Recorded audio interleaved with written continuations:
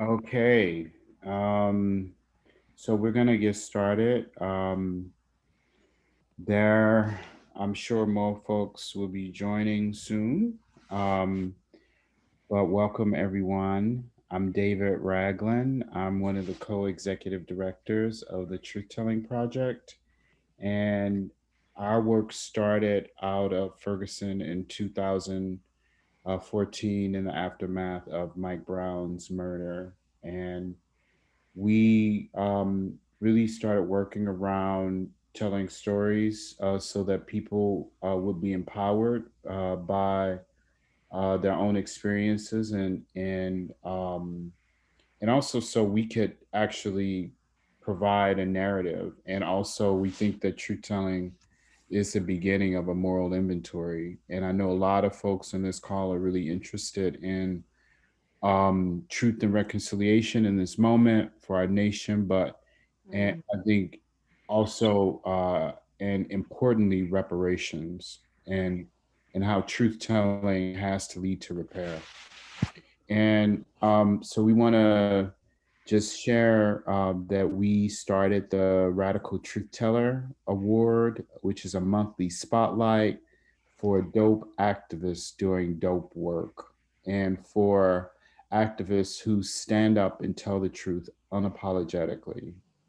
And I just want to point out that this call is being recorded, and we hope it's okay that everybody on here um, is um, is okay with being recorded. And our board chair, Shirley Fabre, is on the call, and also one of our board members, Talia, is on the call. And it's so dope to see your family, your beautiful family. And we're super excited that Luz Marquez-Benbow, we I met Luz in 2016 at Black Women's Blueprint, and I remember the conversation. We were talking about the impact of sexual violence in our communities, and I didn't want to say anything because I'm like, well, I'm a man, and you said that is exactly who should be talking and telling their stories. And from that time on, we've been following each other's work and learning from each other and trying to find ways to connect the work and support each other in the work and really just sharing the struggles in this work with each other. Um, and I'm honored to know you because of the lifelong commitment and struggle and the truth that comes out of experiences that you can't make up, you can't copy, you don't want these experiences, but it is the truth that folk have to hear in this country if we want a reconciled and repaired future. And so I'm honored to be on this call with you, to be with you and among your family and among our board of truth tellers as well. And we would like to honor you. The each month there's a radical truth teller, and part of why we do this is because all month long we share on our social media mm, what you're doing, your work, and we share with people in our crew how they can support you. okay. We're also working to scale up this award so there's a more significant award. And Mm, for everybody who's been awarded, when we get that scale up, we're going to come back and revisit everybody again with whatever we come up with. But we offer every radical truth teller a donation, and we would encourage everyone on here to donate directly to lose, because part of it is activists don't get supported. And Right. often, you're doing this work taken from your own pocket, Mm-hmm. got your family thinking you crazy, Real talk. uh, Real talk. because you are committed to something that is about, you know, that Mm-hmm. is to our core, is justice. And Cori Bush, Congresswoman Cori Bush, one of our co-founders, used to say, I want to know what justice looks like. I've never seen it before. And if we think about the way truth telling is about exposing the injustice to get to the justice, Indeed, brother. Indeed. that's what you do. And I'm so honored, and we'd love to hear from you. So we'll hear from you, and then hear questions from folks in this audience. Wow, thank you. And I'm so honored. I have been thinking about this since last week, and um, it's not often that when you do this work, you don't do it because you don't think about,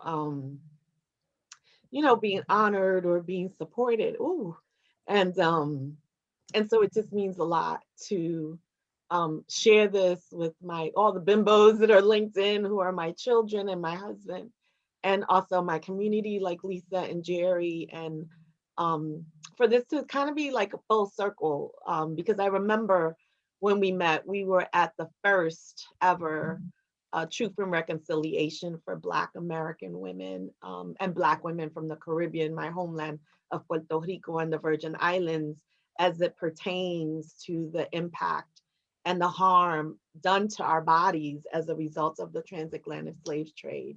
And my family was there too, which is interesting.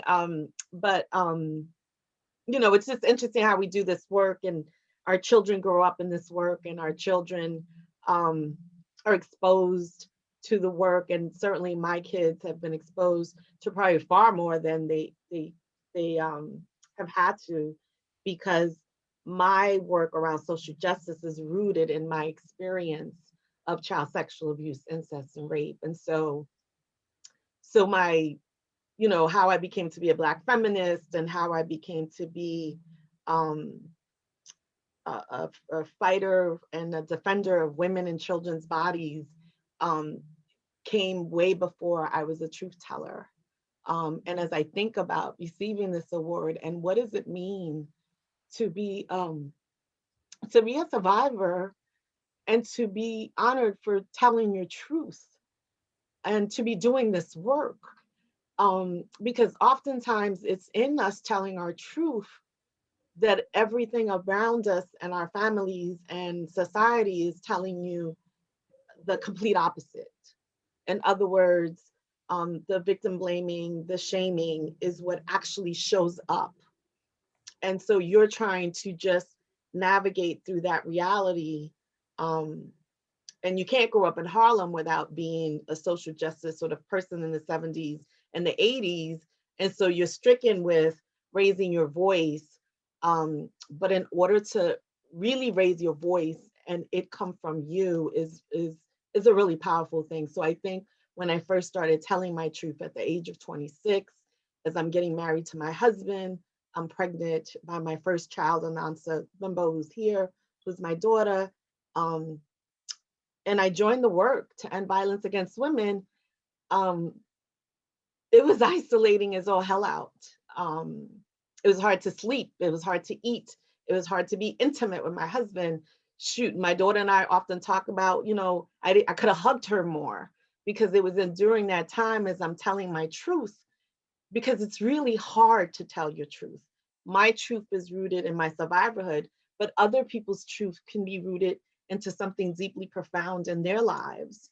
Um, and it's not an easy truth to tell. And it's not, and it's isolating, and it pisses people off, and it's messy, right? Like it's not clean. Um, and when you're an incest survivor, it becomes even more messier, right? Because now you're telling your family secrets to people that shouldn't be listening. So I'm deeply honored. I prepared a small presentation of the various things that I've done since I've been 26. And I left one piece out, but I'll sort of talk about that. And so I'm hoping that I could share some of that with you all, so that you can, because while this is about me and I'm going to receive it as that, and I'm going to ground myself in that and be selfish with that, it's also about the many other survivors who've not told their truth, or who are telling their truth and yet society deems them as broken and as less than. And I'm here to tell you that we're not a broken group of people. We are strong, we are resilient, we are warm, we are hurt, and we are always, always at the front lines of every social justice movement. If only we can understand that these truths, especially around sexual violence and child sexual abuse, while they're horrible, they're also our truths, and we wear them everywhere we go. And so I'm going to share my screen and hopefully walk you through, I guess, my second love, because my children and my husband are my first loves. And I have to wear my glasses because age is a thing, and walk you through here. And so I co-founded the International Alianza de Mujeres, Negrx, in 2016. In 2016, I was fortunate to get one of the first ever inaugural fellowships through the Just Beginnings Collaborative that is funneled through the Novo Foundation. And the Novo Foundation is the rooted work of the family of the Buffetts. Back for several years, it had been having critical conversations and focus groups and listening sessions with adult survivors of childhood sexual abuse, and primarily with people who are adult survivors and also do the work to end child sexual abuse. And so I was, I literally was, this actually really does happen, y'all. They picked up the phone and they said, Luz, we'd like to talk to you about something. And it went like that. And at the time, it was in 2015, and I had retired from what I thought was national work because I had gotten what I thought was my justice at that time. Previous to this fellowship, and for about 15 years of my life, I had worked in the very mainstream movement of the violence against women world. And I had founded one of the first national women of color organizations to end sexual violence. And in the first 10 years of that organization, we reauthorized the Violence Against Women Act. Sorry, there's a plane going by me. We reauthorized the Violence Against Women Act twice. And in that reauthorization, as we were giving birth to my youngest son, Assad, I was also leading the lobbying efforts with Congress, with the tri-ethnic caucuses, the Black caucus, the Asian caucus, and the Latino caucus, to ensure that the Violence Against Women Act had resources for communities of color, not underserved, not marginalized, but Black, African, Latino, Hispanic, Native American, Asian, Pacific Islanders, because up until then, there was no language like that.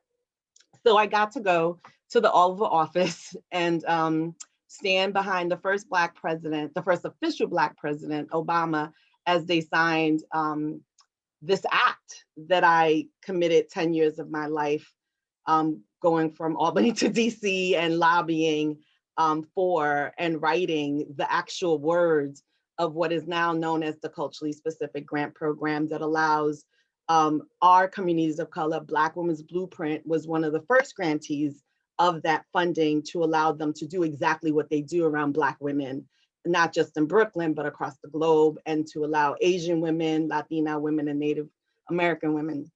So anyway, so I get this call and I'm like, oh my God, I thought I wasn't coming back. And so I did. And I was turning 50 at the time.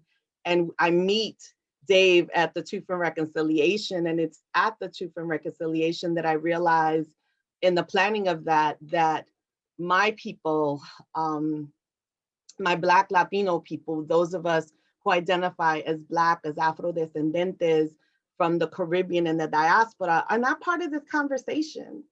And so how do we talk about the Ma'afa? How do we talk about the impact of the transatlantic slave trade on Black women and not give voice or include the stories of Puerto Rico and the Virgin Islands? Now, I don't know who's all the folks that are on the call. I know Thalia and I had our Latino moment where we're like, where are you from, where I'm from? But for us as Puerto Ricanos, I grew up, in the 70s, so I'm very independent for Puerto Rico. But if you're going to make yourself a master of my homeland and my Sib's homeland in the Virgin Islands, then you damn sure are not going to talk about the lives of Black women and leave out the Virgin Islands and Puerto Rico. And so it was at that moment and in that conversation with Black Women's Blueprint that I demanded that they have that included. And so this picture that I am going to show you, will give you some idea as to, it's not working. Okay, I have it somewhere else, as to why it's imperative that when we tell our stories and when we tell the truth, we must think about this in a space where we're not competing with each other as Black folks, that we are understanding that the transatlantic slave trade literally starts before the 1600s. And as you see the little dots that are going across from Africa, this is Latin America to the left.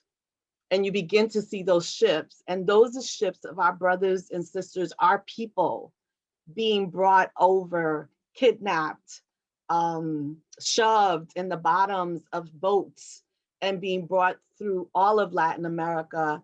And then you start to begin to see it go into the Caribbean, to my homeland of Puerto Rico, to Cuba, to the Dominican Republic.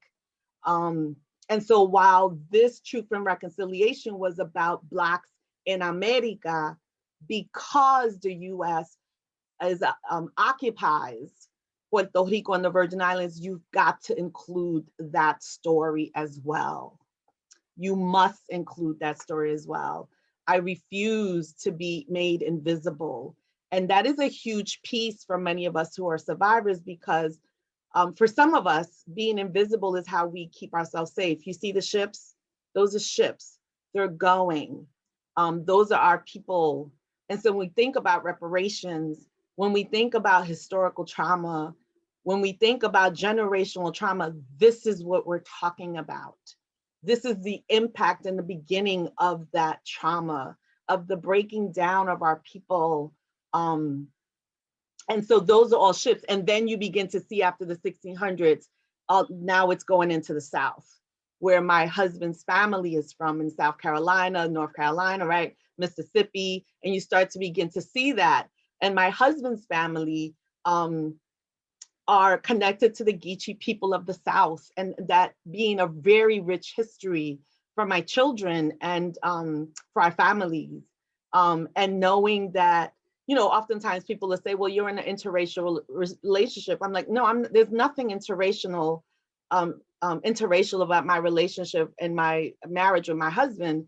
We are lost Africans who found each other despite them trying to kill us, as Lucille Clifton has left us. So despite them trying to kill us, we still managed to love ourselves. And so in these 2 minutes, this amazing website allows you to see. And if I had time, you could click on each of those dots and they would tell you the captains who were on those ships, the amounts of enslaved, captured, kidnapped bodies, and then how many then got to Latin America, the Caribbean, or the US, because of course, that is what we call the Ma'afa. That middle passage in the middle is called the Ma'afa.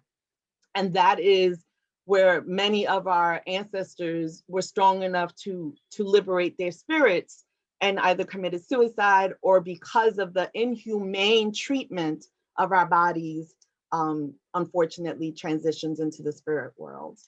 And so I show you this because this is deeply connected to my work What does this have to do with my survivor story in child sexual abuse and sexual violence? Everything, because this gives the root to what does it mean to not just live in a white supremacist world, but a white supremacist world that is also patriarchy and treats all of us, not just women, but all of us as men as well and as children as bodies that could be harmed. And so I wanted to share that with you. I know it's quite traumatizing. I can send the links to Dave if you want to look at this further. They have statistics. This site is amazing. And I often use it when we speak because I think it's one thing to speak about the truth. And it's another thing to also see the truth because you can't argue with that truth. You know, and for us as Black people, as Black descendants, we've got to understand that the anti-Blackness, that the white supremacy was bigger than the US. And it's what also leads not just to my demise as a young Black Latina with this idea of a mestizaje, that we are colonized and educated, that we are people who are descendants of the Spaniards, are descendants of the natives, the Tainos, the Arawaks, the Boricuas, are descendants of the Africans. Well, that was a lie and that was a myth. And many of us believe that. And that is the equivalent. This idea of mestizaje is the equivalent to what colorblindness is. You know, when people say, I don't see any color, right? And they think that that is a good thing to tell us. Well, no, it's not a good thing to tell us. Because for some of those Africans that were enslaved, some of them fled and had free societies around Latin America and throughout the Caribbean, just like in the South, right? And so we must acknowledge that. We must acknowledge Blackness in our bodies and in our lives that doesn't always keep us connected to the person and the group of people that oppressed us and harmed us. Because then it's harder to reimagine what freedom could look like, right? I'm sort of gonna skim through this because I wanna make sure I get into the other work that I'm doing. And so how does all of that connect to the little girl in me, or the many little girls and the little boys and the children who therefore experience child sexual abuse? And the ways that it does is that anti-Blackness is global, it's harmful, and it's already deemed us as properties, right? In a way that is brutal and vicious. You know, we have this idea that whiteness, or this idea about First Nations as being exceptionally good and well, no, there's a lot of imperialism and colonialism that is happening till today. And I think for the first time in a very long time, the US and white people in America have finally witnessed what happened on January 6th, when their own lives are also now under attack. So it's not just Black people, right? It's their democracy, it's everything that they choose to be lived with.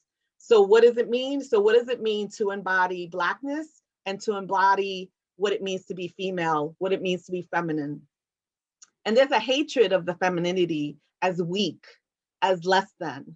And so when little girls or little boys or little femboys or little gay boys hold that in their body, we become vulnerable to assumptions and discriminations that we're dirty, that we're hot, that we're bold. I couldn't tell you how many times I had heard when I was a little girl that I was a presenta, that I was bold, that I was brava, and how do you tame that? And then when something does happen to you, you're not seen as a victim because you don't present, right, as the favorable victim. You know, there was this moment, this hip hop moment, I'm not gonna get it right, so all my kids are gonna say, Ma got it wrong. But basically, here's Amara La Negra, right, in all her beautiful Black splendor as a hip hop artist en español, right, really encompassing what it means to be a Black woman from the Caribbean. What does it mean to be a Black immigrant? And then gets asked at this famous hip hop show that I'll never remember, you know, I don't understand your style. Like, what's your style? Like, it's confusing to me. And she said, no, this isn't a style. I'm a Black woman. And he's like, but you're Black or you're Latina, as if you couldn't embody both. And so if we can understand the term Black Americans or Americans who are Black and born and raised in this country, then we should be able to understand Latinidad within a Black scope, right? Or within a Caribbean scope, right? And so I also introduced in this slide these terms, these horrible phrases or refrains or adages that we have in our culture that are about embodying racist, harmful language. And so the last one says in English, marry a white man so you could improve your race. You have bad hair. I can't tell you how often I was called la negra linda con pelo bueno, the pretty Black girl with good hair. You know, vete por la sombría, you know, so like get out of the sun because you're just going to get darker. And I think the worst one that I recently heard around 2017 is las negras no se casan. This idea that Black women are not for marriage. And I want to push us a little bit on that because this is the work that I do, is to unpack what all of this means so that when we're talking about Black women, we're expanding the story to really get the full breadth of what was done to us as a people. I'm not here to do oppression politics, to take away from the rich and beautiful history of Black American women, but to enhance that and to bring our communities and to uplift our communities into that conversation. And so when you say las negras no se casan, you're not to marry Black women, well then what are we for? And I want to make sure that I unpack this idea that marriage is everything. So if we can just take the word marriage out and think love. Las negras are not to love. You're not to love Black women. So then if you don't love Black women, then what do you do to Black women? And when I heard that for the very first time in 2016, it broke my heart because it took me back to when I was 7, back to when I was 12, and back to when I was 14. And those are the very different developmental stages at which I experienced child sexual abuse at the hands of family and people in my circles. So now moving to when I meet Dave, and I meet him because the US has declared the decade of Afro descendants. And we meet in 2016 at one of the first events to really look at sexual violence in the lives of Black women. And so it's part of this decade of that the United Nations has. You should all look at it. You should want to read it. You should get involved in it. It goes from everything from education to every system. It mostly covers our SIBs across the continent of Africa to Latin America to the Caribbean. And then of course, Black Women's Blueprint pushed the United States to think about Black women in this country, which was needed. I was honored to be able to be part of that event, even though my country and the Virgin Islands were not, because in order for those 2 occupied territories to be able to speak at such event, they need permission from the US to speak at the United Nations. And so my daughter and I, this is my daughter Anansa, we went to this event, and actually my husband and my youngest Assad went to it. I think my oldest was in his senior year and might have had a football game or something, or might have been working. But this is my daughter draped with the Puerto Rican flag because we had refused to want to be ignored. And I remember her and I talking about Lolita Lebron, and we were doing nothing similar to what Lolita Lebron was doing, but she was a freedom fighter who became a political prisoner for shooting towards the White House. And we were just walking into the United Nations with our flag, and I had a cowbell because we were going to make sure that we were sitting there with Black sisters from Africa, from the Caribbean, and from America, and that we were going to sit in what I call our hermandad, our siblinghood, and raise our voices together. And so this is me when I'm 12. Just to kind of circle back to my story, I've already shared with you that by the time I'm 7, I'm sexually abused. By the time I'm 12, I'm also sexually abused and molested by my mother's boyfriend. And by the time I'm 14, so this is 2 years before I'm raped. And this is me in Harlem. I grew up in East Harlem, known as Spanish Harlem or El Barrio to many of us. And this is what I look like. And I like seeing pictures of me when I'm young because one, I don't have many of them. And two, I'm always looking at what was my face saying anything? Was my body saying anything? Was, sometimes truth telling is in speaking and in writing, and sometimes it's nonverbal for some of us. And so I'm always sort of wanting to show that to people. And also because when people see us as adults, they think, oh, maybe it wasn't that bad. And I want us to think about child sexual abuse is a pandemic, and it is something that is done to small children. So I want to share that. So it's during this time that I'm like, oh no, we're going to raise our voices. I'm going to reach out to my sisters in Peru, in Santo Domingo, in the Americas, and in my homeland of Puerto Rico. And this is a small listening circle that became my steering committee. And Peru is represented, Santo Domingo is represented, and that Puerto Rico is represented. And of course, I can't do anything without always having African-American sisters, because my work is about building in siblinghood, not to isolate, but to bring us together. And so this is us at the Black Alliance for Just Immigration in New York City, where we held a planning committee for what our work was going to look like as we unveiled what does it mean to be Black, Latina, and survivors. And they're all survivors, by the way. This is us at Howard University holding discussion. This was actually a breakout section for the Haitian sisters that came, because Haitian women, many of them, of course, identify as Black, but also identify at the intersection of being Latina. And this is them sharing and talking about their experiences and uplifting what is important about how do we build together, how do we come together. And there's an amazing thing that happens when we come together that helps us to heal and helps us to bond. And so from a physiological perspective, it's helping us to heal because of the oxytocin that we're releasing. And so it's not just about us Black people sitting at the corner at the table on the campus, but it's about building our resiliency. And this is the beginning.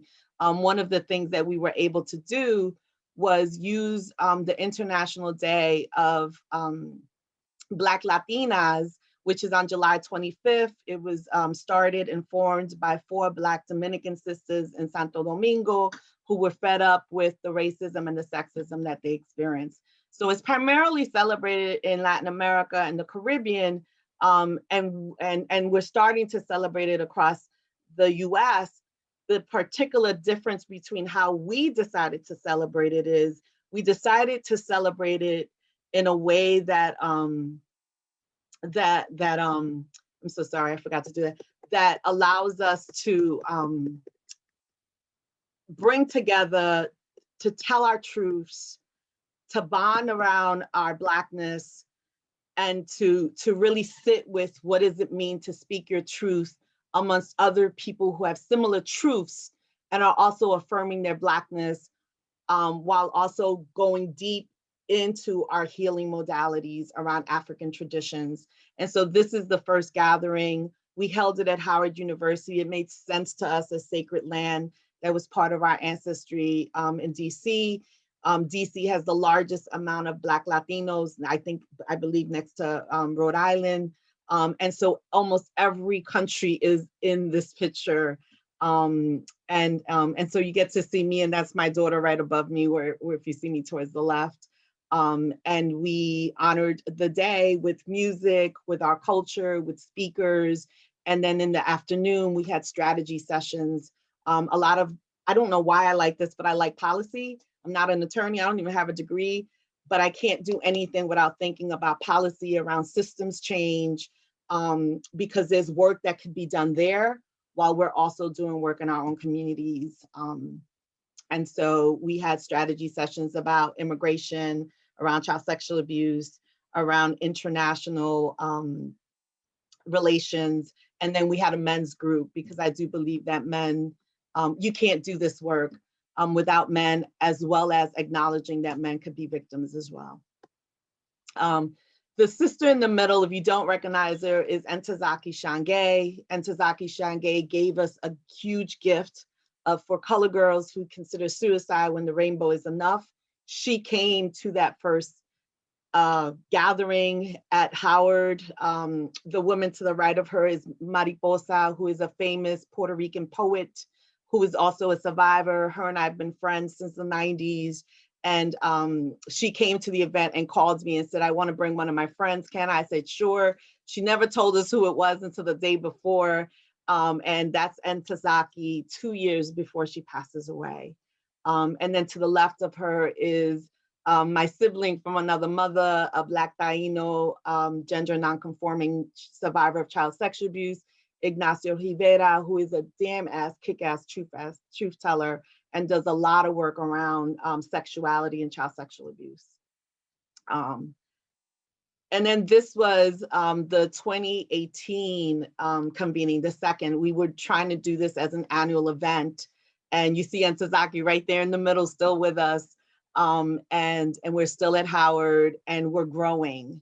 I think the first year we had 70, this year we had 100. This was the core of the group that helps us to plan this event. Many of them are Black Latinos who live in DC. We honored the woman all the way to the right with the glasses and the white jacket. This is Ceci Alfonso, who when I had known her for years, she lives in my community. We have some kick-ass Black feminists who live in my community. So Barbara Smith lives here from the Combahee River Collective, and Ceci was one of the members of the Combahee River Collective. And people don't know that a Black Latina, she is Puerto Rican and Cuban, and was part of the Combahee River Collective and was the one who helped to organize the day that they give us what we know as the Combahee River Collective Statement, which then gives birth to the Black feminist movement. And Ceci is very much still alive, and we were able to honor her because for many of us, we are Black feminists, but we had no idea that one of us was in that, so that was a gift. Ceci is also an adult. They're all adult survivors of child sexual abuse, and Ceci also is. And so we were able to honor her during this venue. These two sisters are amazing. The one in the right does a Black Afro travel to Cuba. So you can go to Cuba, or you can really go to Cuba and learn about the Black history. And I would say to you, look up Dash Harris. It's called Afro Travel. And she will literally curate your travel so that you get the rich history of Blackness. And then Anjali, to the left of her, did one of the very first videos of what does it mean to be Black and to be from Costa Rica. So Dash is Panamanian and Anjali is Costa Rican.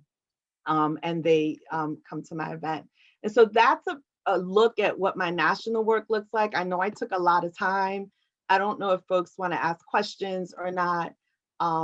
Before I sort of share some of the other work that I'm doing, but I know I said a lot. I'm trying to see what's in the chat. Oh my God, thank you. But folks could feel free to just pipe up and ask questions. I'm an open book. I no longer sort of shield myself full of guilt, but it comes from really hard work that I take seriously with my therapist and have been in therapy one-on-one for over 20 years with a Black Latina that is also rooted in my African traditions. So that's what my national work has looked like. And now I'm gonna share with you what I do locally in the city that I have come to love, especially this year. I live in Troy, New York. This is where my husband's born and raised. He is first generation, born in Troy. His family comes from Greeleyville, South Carolina.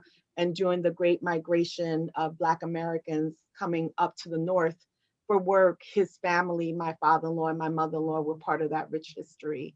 And so my kids, unfortunately, can't date anybody in this town because they're all family. And I love it. And so I had been following the work of Dave. And I remember when you called me one time and you said, sis, we need help in Ferguson. And there was a lot of violence happening outside of and within the movement. And I remember saying, I don't even know how to help. but then the next time I checked in with you, you were like, we're doing a truth telling project. And I'm like, well, what does that mean? And just following your work around truth telling. And so I'm gonna introduce Lisa Good and Jerry Ford to you so that they can tell you a little bit about themselves in a minute. But I sort of have been sitting with what does it mean to end violence, right? And so for much of my work, it's come from child sexual abuse, sexual violence, trafficking of victims, right? Stalking, domestic violence, and that's sort of the arena where I've worked on crime issues.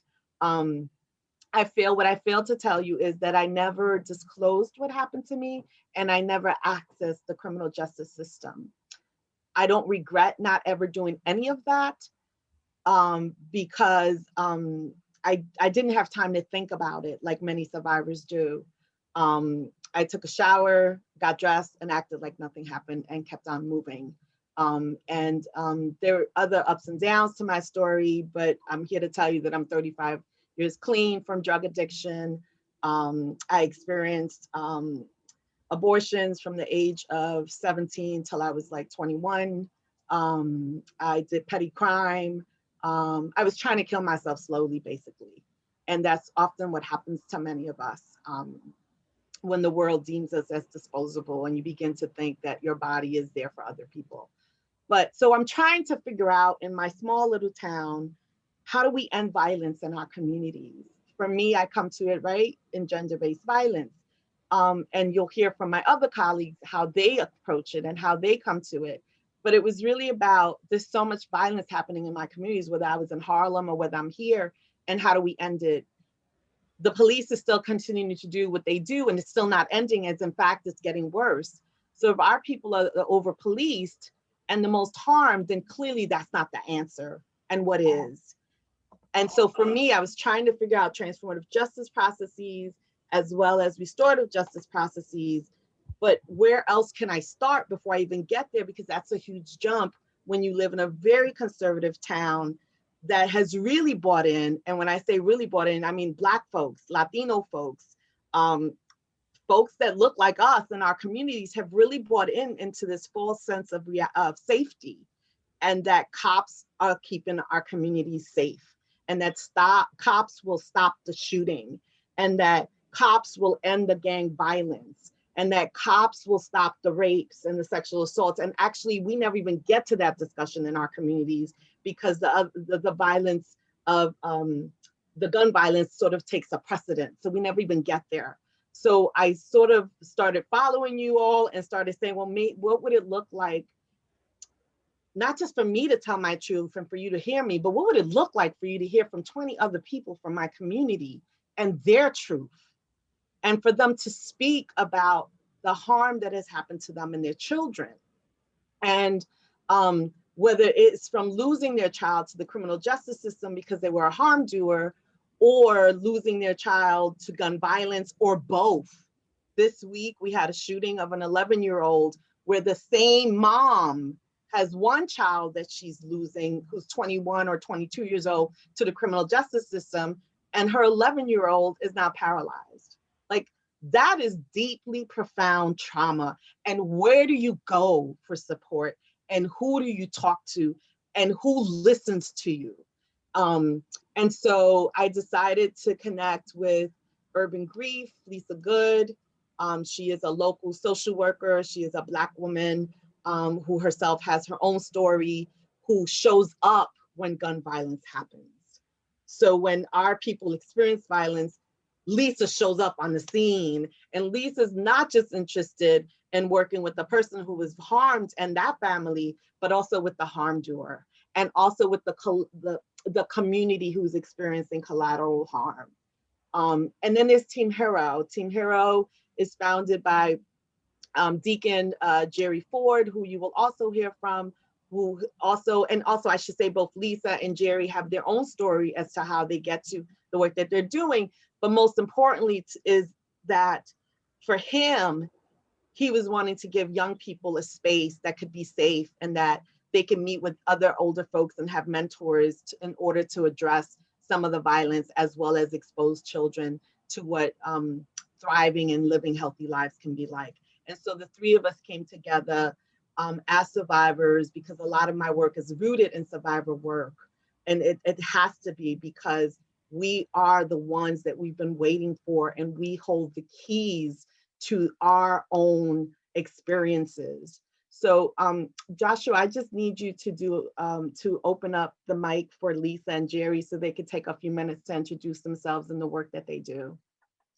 And I'm sorry, because I'm trying to rush. Uh-oh. Can you undo your mic, Lisa, if you want to go first? Or there you go. Go for it, Lisa. Who really wants to talk after you? You do. You No. do. Oh, no, don't. No, you do. Come on, Lisa. Wow. Like, wow.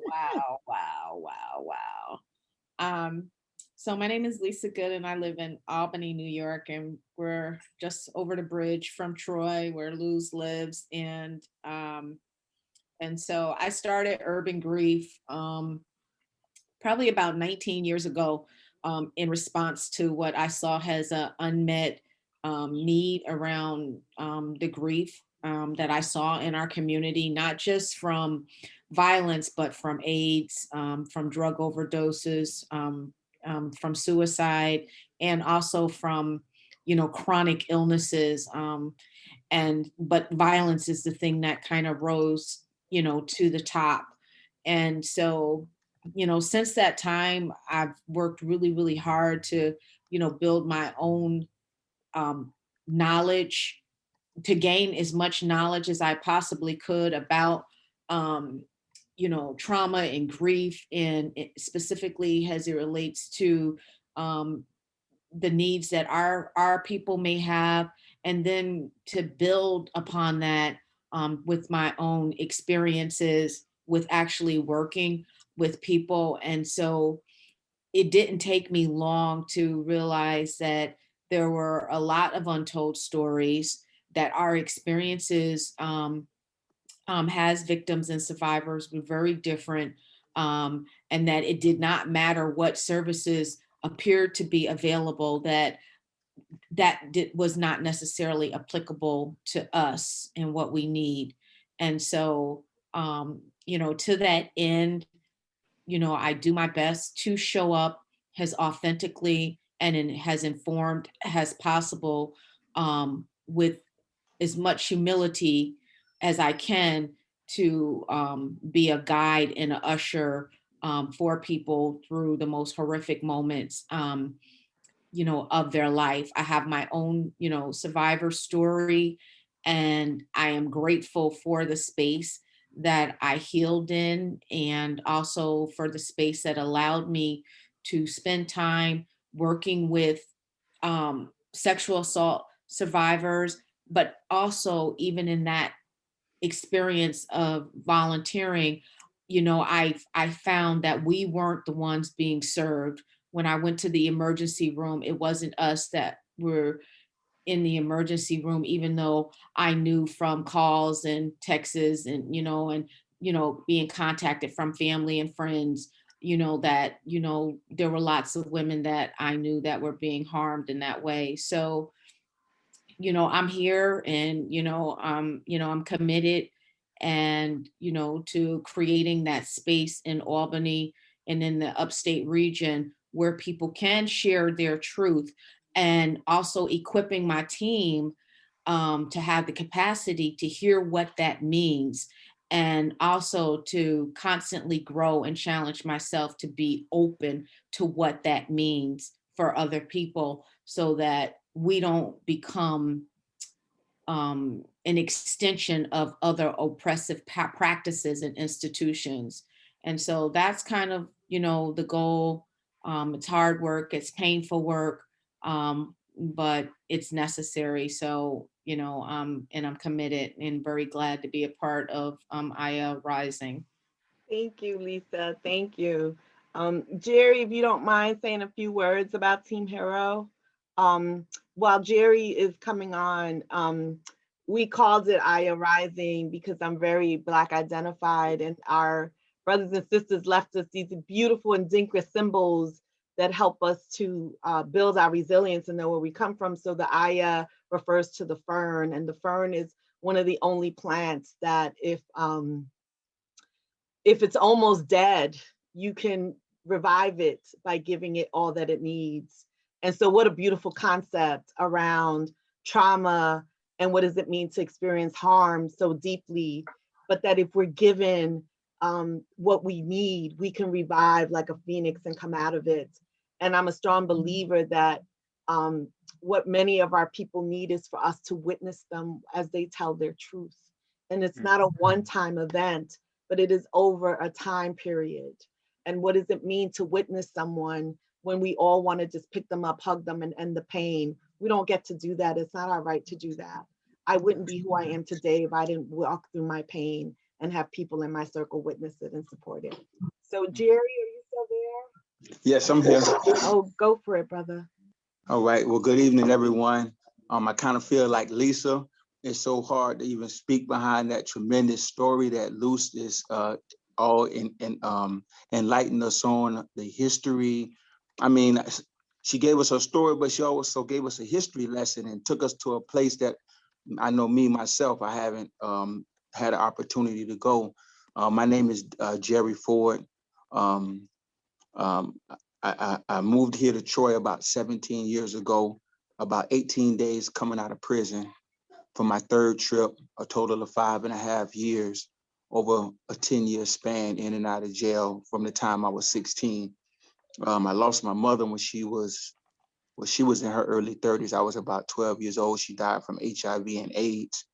And my father, he was addicted to crack cocaine. And so I just, went into the streets looking for love and started, down this path that just led me like on drugs and in and out of jail, and often the perpetrator of criminal activities. And so when I came here to Troy, I needed a fresh start. And my wife, she was the one who brought us here with our 1.5-year-old son.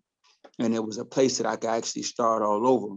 And so given the opportunity, God would just bless me, and I was able to, change the trajectory of my life, from going from once looking at 30 years in prison to getting a job and going to school and getting a degree, encouraging my wife to go back to get her GED and get a degree also. So here it is, both of my parents died from HIV and AIDS, and now my children have their parents who have college degrees. So, I'm just thankful for another opportunity to do things, the right way.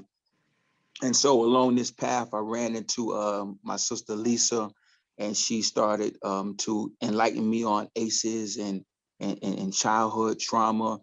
And as I spoke to her one time, this light bulb just went off, and I was just like, wow, like all along I thought that I was a messed up individual, but it was these systems, like Luz talked about, these systems that were so wicked and evil that had me feeling like I was a failure, but all along I was just playing this hand that was inadvertently dealt to me. And so, I linked up with her, and she became my big sister and my mentor in trauma and trauma awareness. And along the way, I started a mentoring program. I partnered with the Boys and Girls Club here in Troy, and our program was actually received an award for second place in the nation for leadership and character development. And that's over 4,000 Boys and Girls Clubs in the nation. Here in Troy, we received second place for leadership and character building.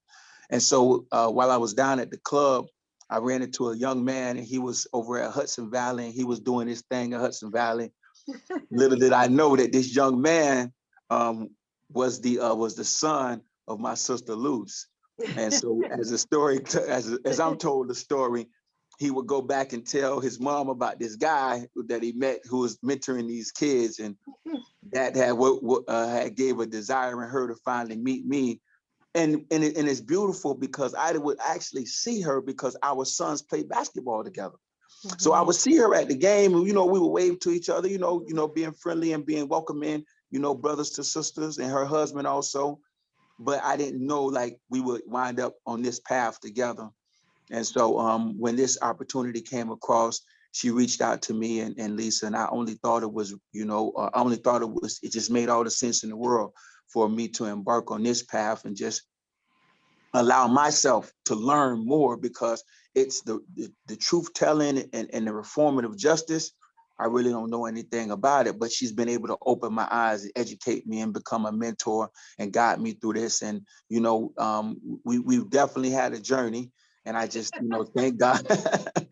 I thank God because, I feel like in this place in my life, I got to be open to receive, so that I'll be able to make sure that I'm making the rest of my life the best of my life. For the first, first almost 30 years of my life was just this roller coaster of emotions, and with my parents and then my own stuff.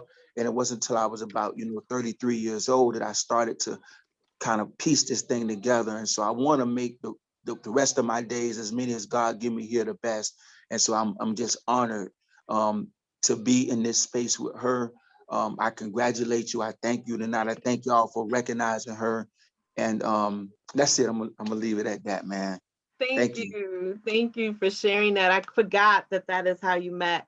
Akiva Bimbo is my oldest son. He at the time was a freshman in college, and I think it was his sophomore year, I can't remember, but he was president of the Black and Latino Student Union, and forced the other young people to volunteer. So they were volunteering at the club, which is a place that he and his older sister grew up. My youngest had a different sort of experience, but and so I kept on hearing of his stories of this brother Jerry and mine. And for me, it was, what does it mean to work with, like, since most people think about survivors and folks who've been formerly incarcerated should not be in the same space, or that we can be further apart.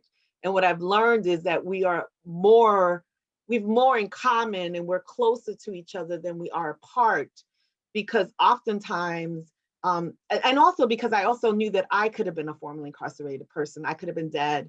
I could have been a sex worker, but also because lots of times what leads us into crime is trauma, and it's early childhood trauma. And that also never gets reconciled for people who are thrown in mass incarceration in county jails, as if that is going to rebuild anything, as if that's the answer to crime. And I really, really want to be in the business of ending crime, and not sort of putting a Band-Aid like I did when I worked at mainstream programs. That meant you have a witness protection, you have a expert witness, you have a forensic exam, you do 5% of rape victims ever go for a rape exam and ever report.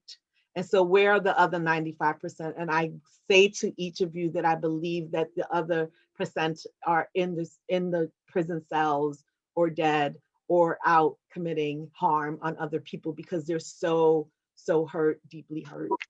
And we have not heard their truths. So I'm gonna switch gears, but before I do that, part of our work with Aya Rising is to hold listening sessions where we have folks tell us and speak their truth. But we did a pilot to it, and the words that you see here, speak your truth to harm, accountability and justice, responsibility, safety and healing, were buckets that became themes when we started talking to our community. We talked recently to mothers who have lost their children or have been harmed by gun violence. We are talking next week to Team Heroes, young people, but before that, we spoke to their staff, and these were themes and buckets that came from, before that, came from two elders who were parents who wanted to engage in this conversation. And these are the things that they said, that if we can begin to speak our truth around the harm that we've experienced, to unleash our stories, to have people witness that with us, we can begin to think about what accountability and justice looks like. Because for many of us, we've been taught that it looks like the criminal justice system, when in fact, that isn't even when you feel justice. Justice is a lifelong journey, in the same way that healing is, right? And a lot of times we think it's justice for the harm, when it's actually justice for us and our harm. And then this idea of responsibility, who's responsible for us? Why aren't we talking about how we should all be responsible for each other, as opposed to this dissonance that it's like a me find me world where you're just off on your world and that's not your child, so you're not going to speak to that child. Well, no, no, no. I grew up in a time that everybody would tell you something, you know? And so these are buckets by which we're asking extra questions to get at what does this look like, to hopefully lead us on a path to what does it mean to end violence in our Black and Latino communities? And so that's, so just wanted to share a little bit of that. And then I know it's late and I think we took a lot of time, so I don't even know how to do this, but Joshua was gonna share, oh, that's my daughter, that's Anansa down there. And then that's my husband with the face right there. And then the guys are probably hiding because they are a little shyer. But I am so proud that they're here. But Joshua, if you could just cue up. So the rest of the work that I do locally is related to Troy for Black Lives. It's part of Black Lives Rising. Many of you have heard of the Black Lives Matter movement, but what you may not know is that much of the folks who started that movement have been Black women, Black queer folks, and all at the intersection of survivorhood. And I see Dave's face smiling because, of course, he started us off with reminding us about Ferguson, which really is the birthing place of what does it mean to talk about Black Lives Mattering. And so this is my town. You could click on it.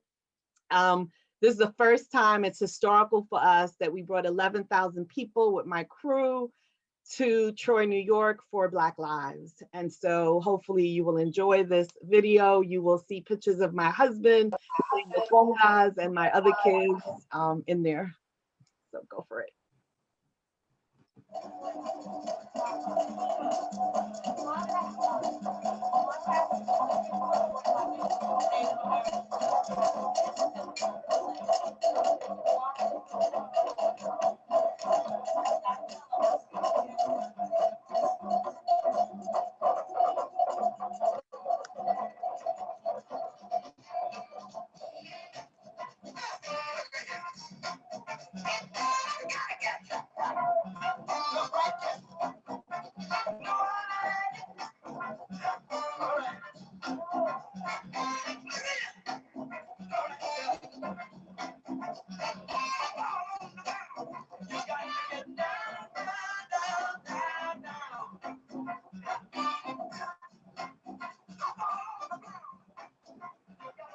This is what you call a black protest. Okay? This is what we call Oya and Ochum and Yamaja and Chango. Do you understand? If we don't raise them, then we walk through the walls alone, and we are never alone. Our ancestors are always with us. But if we don't take time to give them ceremony, and this is what it looks like, then we get lost. And we have ceremony.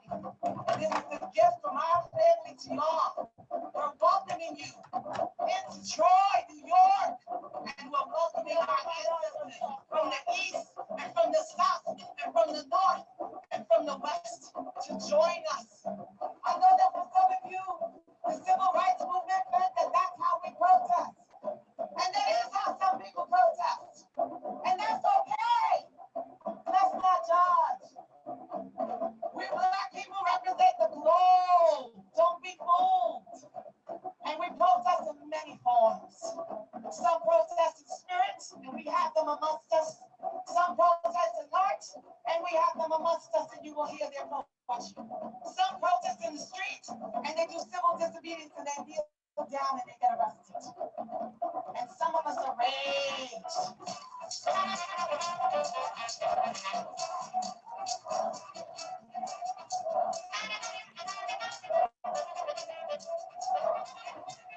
So we just wanted to say a couple things about the history of all of this, how we got to this in the first place, honoring the murder of Essex Evelyn, the shooting of Dahmeek McDonald, and too many other named and unnamed folks right here in that city.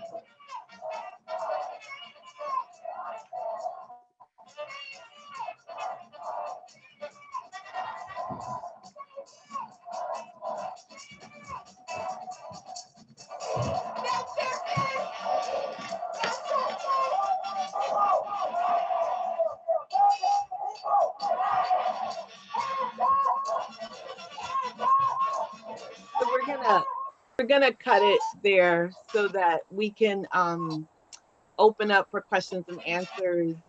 You all have the link for Troy for Black Lives.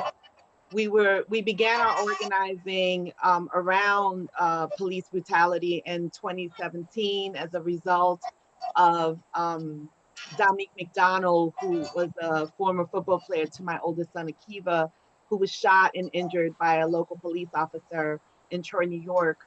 And it was a complete cover up as to the abuse. But the year before that, in 2016, Edson Thevenin, a Black Caribbean brother, was on his way home, and a cop shot him 8 times and killed him in his car, saying that he shot him because he was using his car as a weapon.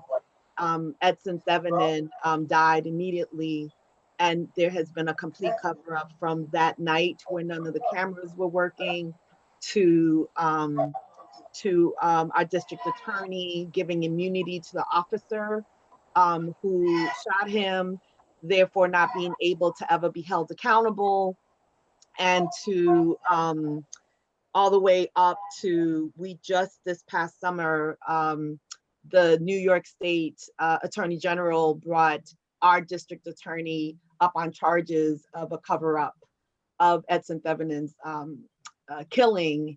And unfortunately, it was found no bail, no criminal charges. And so now the Edson family is suing our city for his life. And so many of us who do this work are formerly incarcerated, are also survivors. We're Black-led, Black-centered, and queer identified for those that are. My son Akiva and I have been an active member since the beginning. And it is work that, for me, is about very connection to incest. So in other words, as an incest survivor, my family and the people around me failed to protect me. And that failure to protect allowed me to be vulnerable. We have police officers who are supposed to be here to protect us, and they fail to protect us, and they end up harming us and oftentimes killing us. And those are problems that we need to address, because when we give our children up and we stop protecting them is why we are seeing violence in our communities and amongst us. And I believe that as a mother of not just my 3 kids, but as a mom of all of our children, it's our job and our responsibility to be accountable to our children and to stop the murders of our children. And so I will open that up to questions. I know I took an hour, I apologize. I thank you for honoring me and for taking the time to meet my community. I'm honored to be here with so many of us that you could meet from my city of Troy. I used to be a diehard Harlem girl for years. Now I'm like, I'm from Troy. And so my husband's gonna crack up later and make jokes about me. But so feel free to ask me any questions, and I thank you for supporting my work and the work of my community. I have a question. Thank you for being with us. And I think let's hear some questions, and thank you for sharing. Like, that was really important. You gave us like a full sense of what you're doing. Thank you. Thank you. Thalia, is it you that had a question? Yes. Thank you so much. I don't even know where to start with like how much amazing, incredible work you're piloting, all the information that we learned. I wanted to ask you specifically, because I think there's a beauty in understanding Afro-Latinidad and being Black and being Latina, being Latinx. And I also have this juxtaposition with me where I'm Indigenous and I'm Latinx. So my specific question, so back in November, I did a video for Brood America where I talked about the day of mourning and how Indigenous people don't celebrate Thanksgiving. Right. And a lot of people in the comments, like the haters were like, you're Ecuadorian, you're not Native American to Native America. And it brought up all of these emotions for me, because I'm like, the othering within the communities is how white supremacy prevails, right? Mm-hmm. So you othering me as not this, but that, when our ancestry, our Indigenous ancestry all comes from the same, place, where like I'm Indigenous to Ecuador, and my, you know, fellow Native Americans are indigenous to North America. We are indigenous peoples, right? Right. So I'm curious, like, what advice you have to kind of, what you have to say to people, right, that are like, oh, well, you're Black, you're not Latina, or you're Latina and you're not Black. Like, how do you deal with those kinds of forces that come at you? Because you obviously have the like historical and cultural understanding of like, well, there's both, right? Like, I'm indigenous and I'm Latinx, I'm both. So I'm just curious kind of like how you deal with people that are like that. Sure. I've dealt with that all my life, right? So like I was too Black for my own mother, who I should clarify is a white Latina, and my dad is a Black indigenous, right? And so I do identify as a Black Boricua, Boricua as being the indigenous people of my homeland of Puerto Rico, which real name is Borinquen. But I've gotten that all my life, right? So like I'm too fair skinned and my hair is a certain way, so I'm not Black enough for Black sisters or even other Black Latinos, and I'm too dark, so I'm always, you know, people are always saying you're Dominican or you're Guyanese or you're Trinidadian. And I remember growing up as a little girl and just saying to myself, well, at least I look like my people of color. So as long as I look like I'm Black, I'm good, right? So like whether I'm from Trinidad or whether I'm Guyanese, it didn't matter to me, because what it meant was I looked like the Black diaspora, and while that history is so rooted in sexual violence, right? And you all heard about my current lived violence, but not the historical violence. You know, like as crazy as it's going to sound to you, there's beauty in that. And so I don't argue with my Black sisters because colorism is real. Colorism is a real thing. And so I don't argue, I don't push back, but I've left circles, you know what I'm saying? I have ended friendships that sort of are in this thing where they force you to choose, as if choosing what is in you is not enough. And so so I'm really careful because I'm light skinned, that my experience is not that of Dash or Angelique, who you saw, that no matter where they go, they are seen as Black women and their Latinidad is erased. And so they're always trying to hold on to that. And so I don't know if this is an answer, but I think that there's work that we have to do internally, you know, and that work internally is around fighting this idea of anti-Blackness and the colorism that comes out. And then I think in terms of indigeneity, I think there's not enough conversations around indigenous people from other lands beyond, right, beyond the US continent.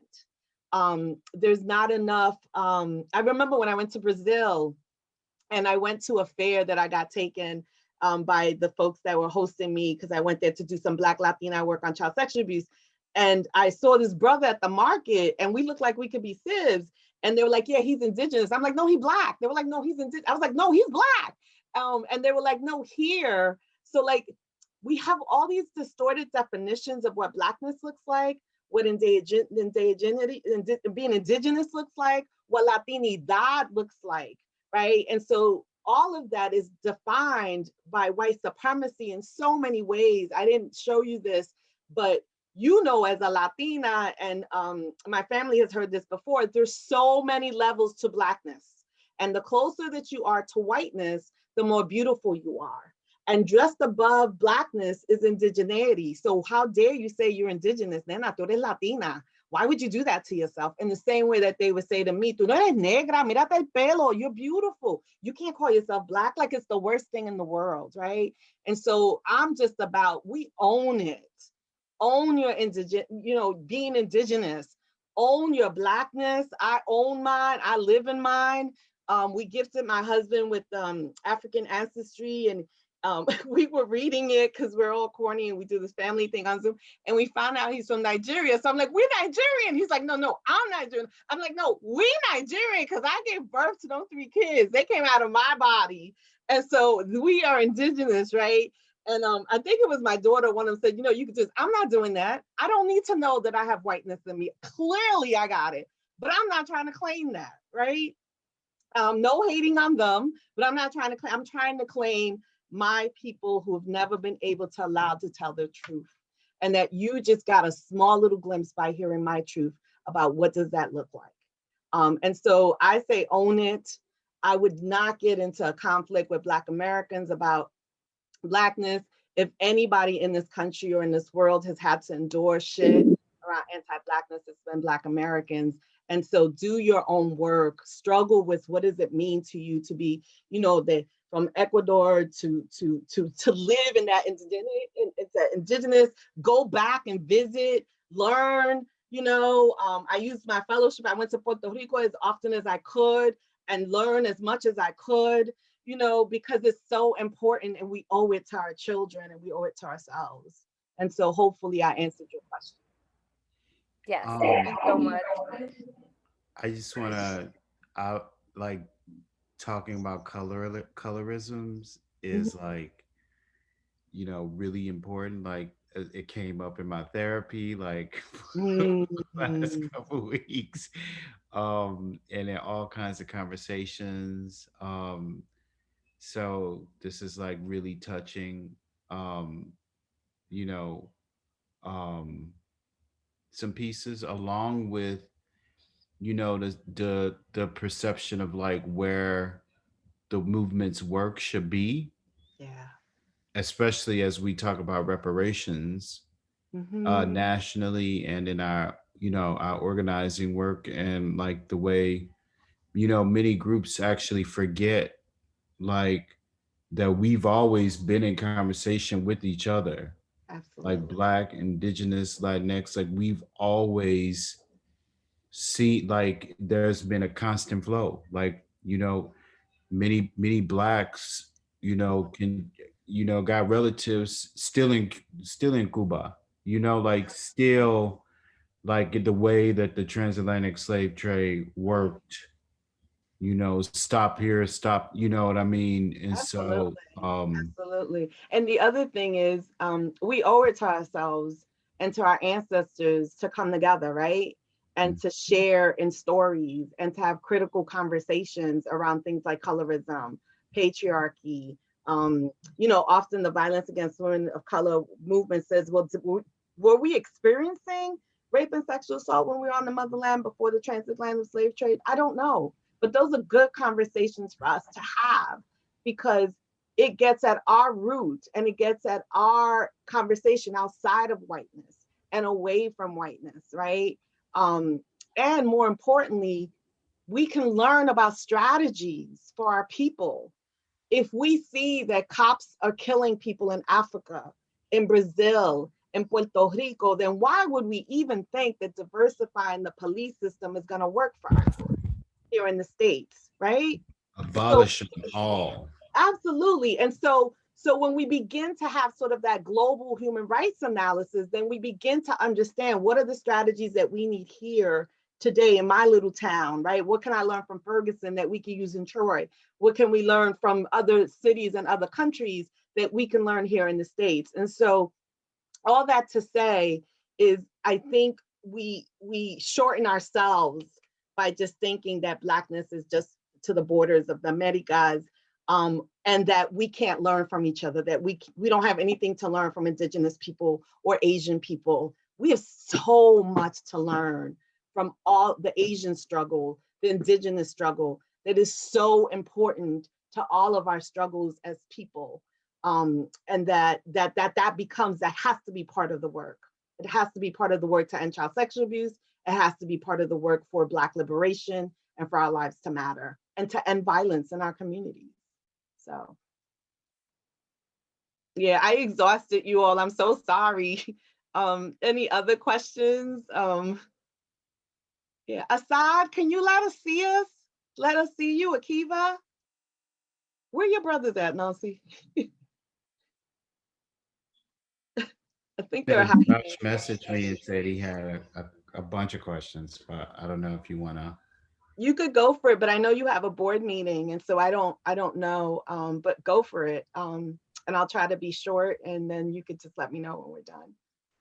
Yeah, mine's a real simple one. I wanted to just say, thank you so much for speaking so powerfully tonight. I speak for everyone. I say that we're really grateful for your honesty and strength, telling your truth, and I want to know that I want you to know that we appreciate you. And really, my question was something you mentioned earlier. You you talked about how you're engaged with like policy a lot in your work, and I was wondering if you had like a specific list of policies that you'd like to see applied on like the state and federal level, either in your work fighting sexual abuse or police Sure. reform. And I like if there's anything that you think people should be aware of and like focused on to support. So the Violence Against Women Act, I think, just got introduced in the Senate. It passed every 5 years. It has to get reauthorized and has to pass through legislation. And of course, given Mr. Trump, it didn't get to do that. And so, of course, Biden, as being one of the original carves of the Violence Against Women Act, most people talk about it and think about it as the crime bill. And so the difficultiness about the Violence Against Women Act is that it sits in that same crime bill that Bill Clinton and his family created, right? Which gave us what? Mass incarceration. And so why not pin the thing that's gonna break our hearts up against incarcerating more men? And now we're increasing incarceration of women and girls, right? And so it sits there.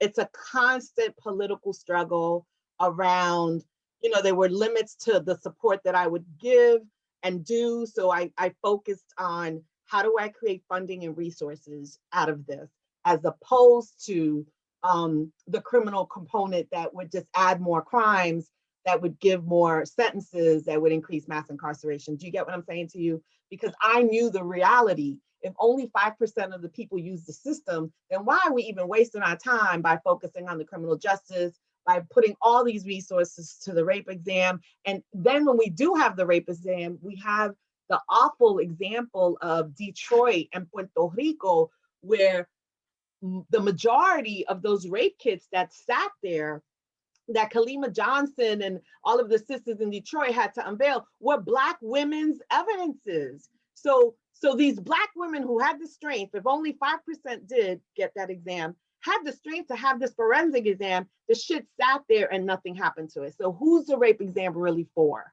And so for me, I'm not trying to argue about let's support the rape exam. I'm trying to say, get out of there and put funding and resources into healing, right? And into thinking about and doing work around transformative and restorative justice processes outside of the criminal justice system so that we can end that. So that's the Violence Against Women Act. I'm really no longer in that world, except as it pertains to using my voice as a survivor, which I have for the last 2 years, around supporting timely and early parole in the state of New York as a way to begin to decrease mass incarceration. And so I work with a group called Releasing Aging Prisoners from Prison. We're actually holding in 2 weeks a survivor townhouse of other survivors of other crimes to show why we support the release of timely and elder parole in the state of New York. And then the last thing I want to say is my son Akiva, who you see right there laying down, him and I just joined the New York State Black Freedom Project, which is beautiful. It looks just like this. It's all of our Black people from the state of New York. And we're trying to look at legislation around ending mass incarceration and investing in communities, investing in youth, investing in mutual aid programs, and all of that. I failed to tell you all. And so then in my city, so that's all statewide, but I should say my son, the governor, Cuomo, came out with a mandate for, as in response to George Floyd and all of the killings, Breonna Taylor, Tony McCabe, as a way to engage law enforcement and city governments with communities so that they can address police reform. And so my son sits on a body that was created to sort of begin to address that.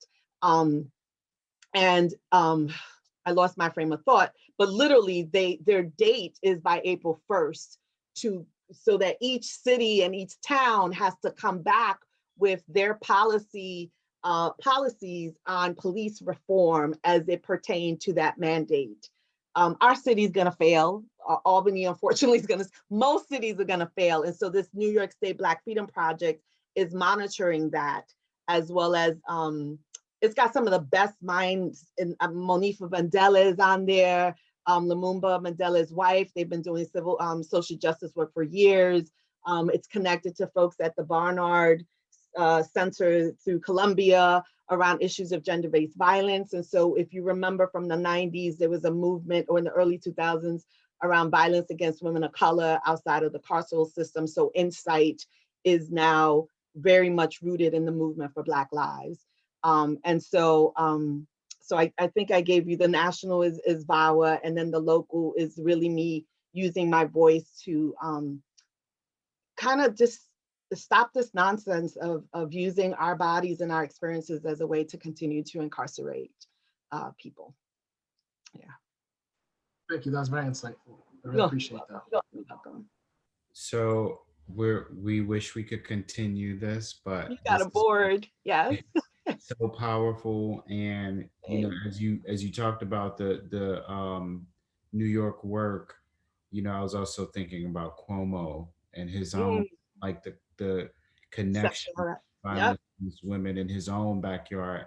Yep. His rollback of what should have been hard fought victories of you know folks being released pre-COVID, and he snuck it in. So you know, in this moment, looking for the ancestors to come through, absolutely, and bring justice that they didn't get, especially the most recent ones who have died of COVID, and we haven't been able to fully celebrate their lives in community, and for people who are lost due to violence in our communities, and violence perpetrated by state-sanctioned violence. Indeed.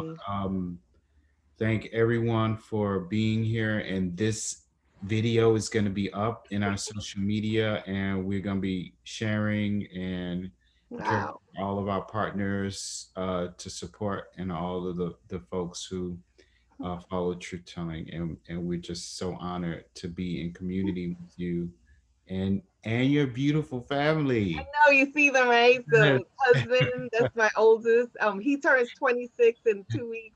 And then the Nance is my oldest. And then the little guy who's a filmmaker, he just interviewed Shaka King on a panel with Rosa Clemente. And so I don't know why he's hiding, but you know, we're a movement family. Some families go to church, we go to movements. And so I'm hoping that, you know, hopefully their legacy is not to continue the fight, but unfortunately, right, it's going to be. And so thank you.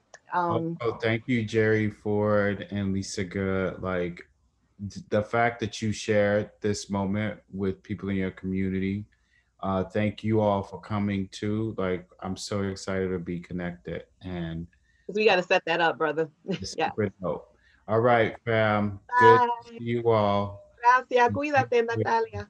Later, Joshua. Take care, Dave. Much love, brother. Thank you.